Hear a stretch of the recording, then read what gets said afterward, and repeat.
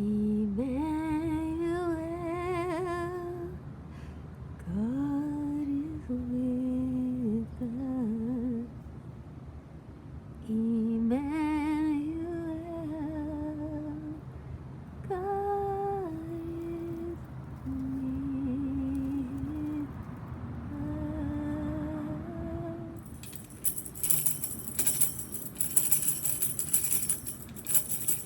with us. Emmanuel,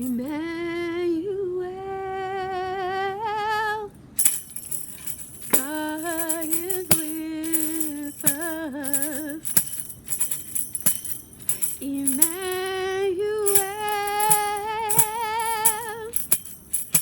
God is with us. Here's Minerva. I got her from Home Depot, and she's doing really good. She's got 2 flower spikes on her, which is very unusual to get 2 flower spikes from a flower from a big box store. She's just gorgeous. Look at that lime green interior, and it looks like she's got a little bit of doubling going on here, just a little bit of extra effort on the end of these leaves. And I love the pollen on the Amaryllis, and so does the hummingbird. The hummingbird hasn't discovered this yet, but when she does, oh my goodness, it is gonna be on. In hummingbird language, she's like, oh, it's gonna be on and cracking. Okay, we're gonna add some more plants to this planter. These flower spikes will come up soon. There's other stuff coming. I had these in the house, and this is about to flower, so I'm gonna put all of this in my outdoor planter. These can take it. Yeah, they're just coming out. Oh my goodness. Okay guys, I'm gonna just dig this root system on that. So it really needed a bigger pot. They tell you to use that size pot, and that's the pot I got it with, but she needs a bigger pot. So we're just gonna plop her in here, and then I'll show you how. Now we have some coffee plants here, and I got this from the 99-cent store. My haul may be out now, but oh girl, these are all just little seeds that have been sprouted. This is not one big old coffee bush. These are all separate plants, and online I was advised that these plants would not make it if I don't separate them. So I'm going to go through and gingerly separate them. Look at that. It's a little tiny. There's a little tiny coffee sprout right there, just getting going. So that proves they were telling the truth. Okay, this proves it.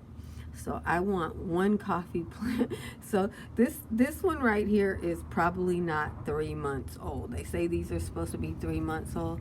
This one is probably 3 months old.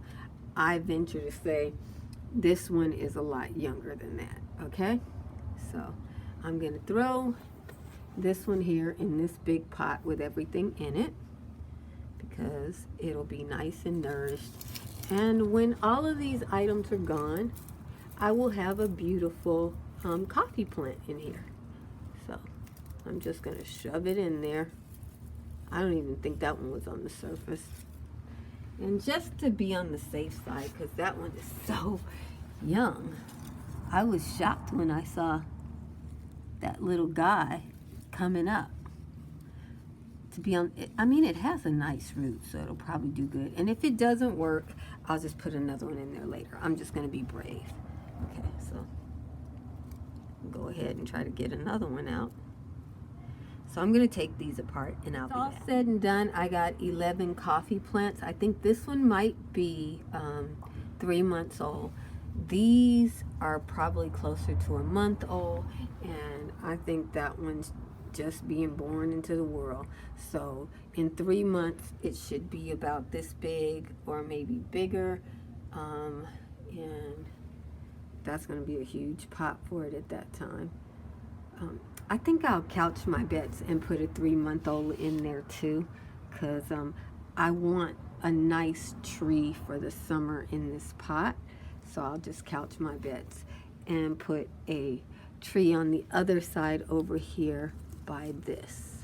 Yeah, I got plenty of space to do this. Okay, and that way at least I know I got a tree in there, so that'll grow up in the back and look nice and pretty. And by the time, you know, this is already finished flowering, I'd like for it to be at least that tall by the time summer's over, and I just don't know about that one. So I really would have wanted to put that in a little pot, and I might at some point change my mind and do that. Now in the back of this pot, I'm going to put another coffee plant. I'm actually going to put it back here. So look at that root system. So this one I feel confident has been around for quite some time, and therefore it'll be okay. This soil is really, really gooey. I've got a lot in this soil. They say these coffee plants are tough, so I'm just gonna ball up the old root ball and sink it in there. And I just have faith that this plant will swim down and grow in that spot. It's a nice humid spot. Yeah, so I think it'll be fine there. And now I'm gonna put this Minerva in this pot so I have something flowering for right now. So let's just turn you to the side.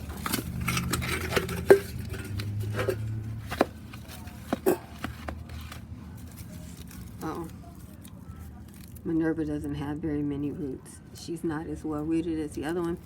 I've probably been overwatering her, and this pot is really wet too. But she's handling it without any roots. She's still double fisting it. She'll be better off in this pot. When I went back to do my video editing, I found that I hadn't shown you what the arrangement ended up looking like.